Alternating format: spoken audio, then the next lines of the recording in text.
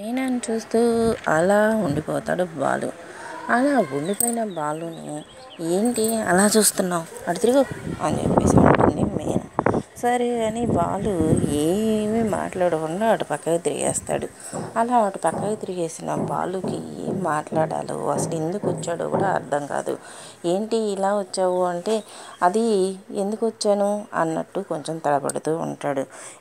ఎందుకు వచ్చావో చెప్పు అంటుంది మీనా.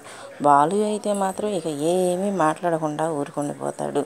ఈ ముళ్ళకంపకి రోజు రోజుకి ఏదో అవుతుంది అనుకుంటూ బాలుని ఇసిరించుకొని ఇక మీనా అయితే మాత్రం అటు వెళ్తూ ఉంటుంది. అలా బయటికి వెళ్ళేసరికల్లా ఇక వాళ్ళ అత్తయ్య కల్లాపు చల్లి ముగ్గులు పెట్టి అవి అయిపోయిన తర్వాత ఇక ఏకంగా అంట్లు ఎక్కడున్నాయి, అంట్లు నేను కడిగేస్తానని చెప్పాను కదా అని చెప్పేసి అంటుంది.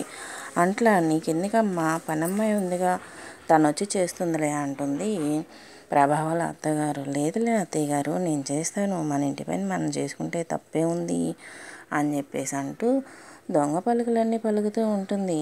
సరే అని అక్కడున్న అంట్లు చూపించగానే అయ్య బాబోయ్, ఇన్ని అంట్ల ఒక్కసారిగా అంట్లుగా తోముతానని కమిట్ అయిపోయాను, పనమ్మాయి వచ్చాక అప్పు చెప్పినా పోయేది అని చెప్పేసి అనుకుంటూ ఉంటుంది. అలా అనుకొని అంట్లు చిన్నగా అంట్లు అయిపోయే టయానికల్లా అంట్లన్నీ పగలగొట్టుకుంటూ తోముతూ ఉంటే ఇక ప్రభావాలు ఆయన సత్యం వచ్చి అయితే మాత్రం అంట్లు తోమన్నారు పగలగొట్టలేదు అని చెప్పేసి అంటుందంటే నీ బుర్ర పగలగొట్టాలి. అసలు మీ అమ్మగారిని అడిగి డబ్బులు సహాయం తీసుకోమంటే ఇప్పటికీ చెయ్యవేండి, నా తిప్పలేదు, నేను పెడుతున్నాను కదా, అమ్మ పెట్టను అడుగు తినేవదు అన్నట్టు మధ్యలో మీ గొడవేంటి అంటూ భర్త మీద విసురుకుంటుంది.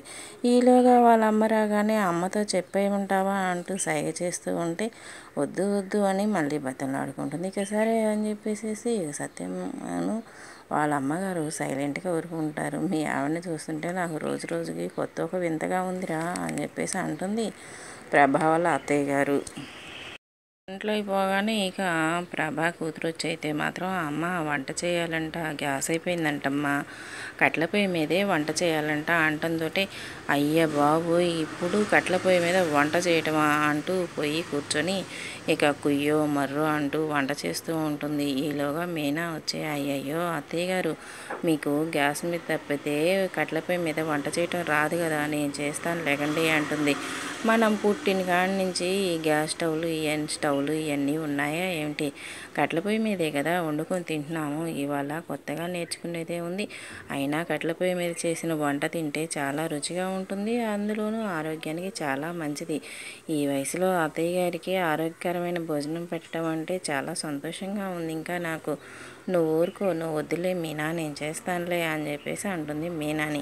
అయ్య బాబు ఈ షాకులు తట్టుకోలేకపోతున్నా అనుకుంటూ ఉంటాడు ఇక బాలు అయితే ఎప్పటిలాగానే.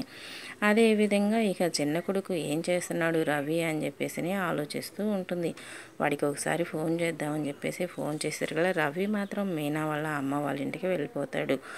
ఆకలి కేకలు వేస్తుంది, నాకు ఏమన్నా ఉంటే పెట్టమంటే దోశపిండి ఉంది బావా, నాకు దోశలు వేసేస్తానుండు అంటూ మీనా వాళ్ళ చెల్లి దోశలు వేస్తానంటే నువ్వు వేస్తే ఏ రోజుకి వేస్తావో, నేనైతే టకటక ఇలా లాగిచ్చేస్తాను ఉండు అంటూ ఇక రవిని వెళ్ళి దోశలు వేసేసుకొని టకటక లాగిచ్చేసి తింటూ ఉంటాడు. ఈలోగా మీనా వాళ్ళ అమ్మ అక్కడికి వస్తుంది. ఏంటి బాబు ఎప్పుడు వచ్చావు, బాగున్నావా అంటంతో బాగున్నాను అత్తయ్య గారు, మీరెలా ఉన్నారు అని చెప్పేసి వీళ్ళు కుశల ప్రశ్నలు వేసుకుంటూ ఉన్న సమయంలో ఇక ప్రభా ఫోన్ చేస్తుంది.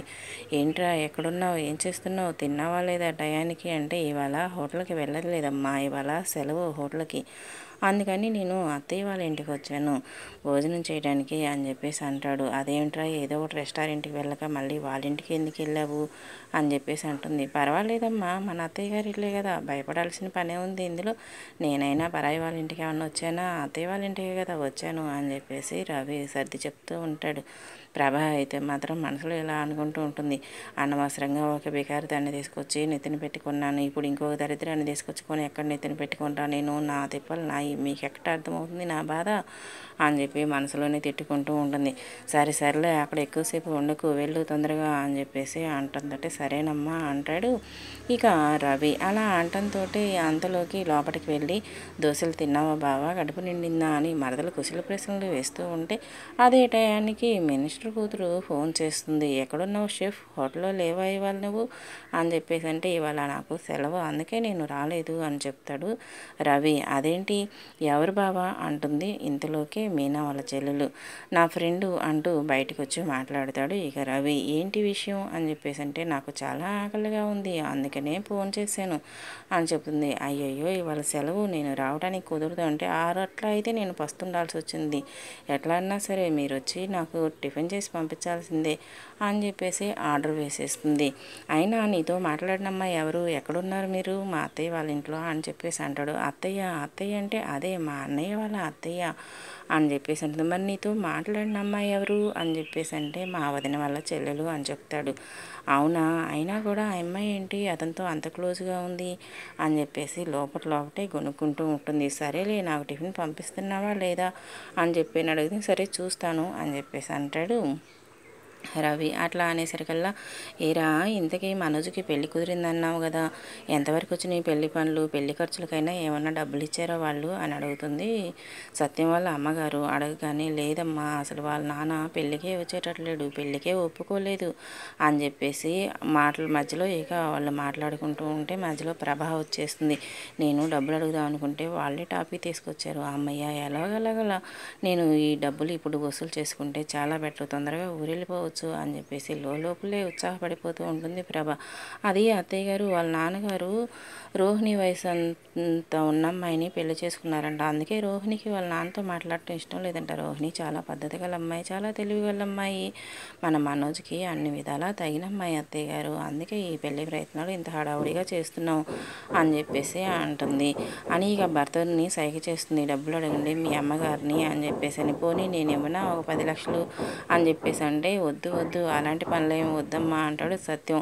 అమ్మ పెట్టనివ్వదు, అడక్కు తినివ్వదు అంటే ఇలాగనే ఉంటుంది మీ అమ్మగారికి, మీ అమ్మగారు ఇస్తానంటే తీసుకోవడానికి మీకేమైంది అని చెప్పేసి అని సత్యం మీద అరుస్తుంది. నేనైతే అమ్మని డబ్బులు అడుగును, కావాలంటే నువ్వే వెళ్ళి అడుగు అని చెప్పేసి అని చేదిరిచ్చేసుకుంటాడు సత్యం. అయితే అలా చేదిరించుకునేసరికల్లా ఇక అక్కడి నుంచి ప్రభా నా తిప్పలేదు నేను పడతా అనుకుంటూ వెళ్తుంది.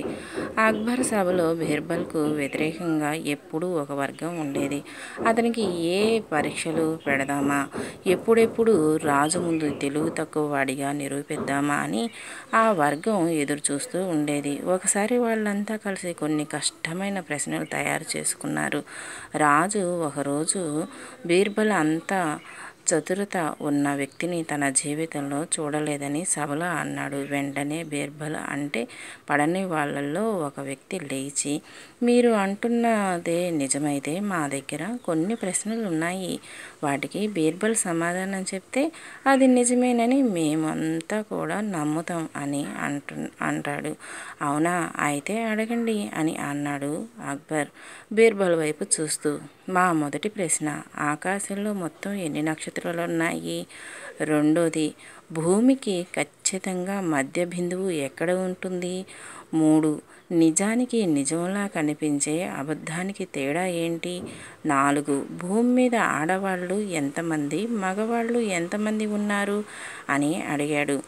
అవతలి వ్యక్తి బాగా ఆలోచించి నా బీర్బల్ నాకు 3 రోజులు సమయం కావాలి అని అడిగాడు. గడువు తర్వాత సభ ప్రారంభమైంది. బీర్బల్ ఒక టేపు పట్టుకొని సభకొచ్చాడు. వీరడిగిన ప్రశ్నలకు నా దగ్గర సమాధానాలు సిద్ధంగా ఉన్నాయి సహజహాపన అన్నాడు అక్బర్తో. అందరూ బీర్బల్ వైపు ఆతృతగా చూశారు. సహారా ఎడారిలో ఎన్ని ఇసుక రేణువులు ఉన్నాయో ఖచ్చితంగా అన్నే నక్షత్రాలు ఆకాశంలో ఉన్నాయి, కావాలంటే లెక్క పెట్టుకోమనండి అని అన్నాడు. తర్వాత టేపుతో సభలో కొంత దూరం కొలిచి ఒక చోటను చూపించి, ఇదే భూమికి మధ్య బిందువు, నేను ఈ 3 రోజుల్లో నేలంతా తిరిగి వచ్చాను కాదు అని నిరూపించాలనుకుంటే వాళ్ళు ప్రయత్నించవచ్చు అన్నాడు. ఇక కళ్ళతో చూసిన దానికి చెవులతో విన్నదానికి ఉన్న తేడానే నిజానికి నిజంలా కనిపించే అబద్ధానికి ఉన్న తేడా మహారాజా. చివరి ప్రశ్న, ప్రపంచంలో ఆడవాళ్ళు మగవాళ్ళు ఎంతమంది ఉన్నారో బాగా లెక్క పెట్టుకు వచ్చాను. ఈ ప్రశ్నలు అడిగిన వ్యక్తిని మాత్రం ఏ లెక్కలో వెయ్యాలో అర్థం కావటం లేదు. మీరు అతన్ని ఎందులో వెయ్యాలో చెబితే ఆ లెక్క కూడా స్పష్టంగా చెప్పగలను అన్నాడు. అంతే, బీర్బల్ సమాధానాలకు సభంతా నవ్వులతో నిండిపోయింది.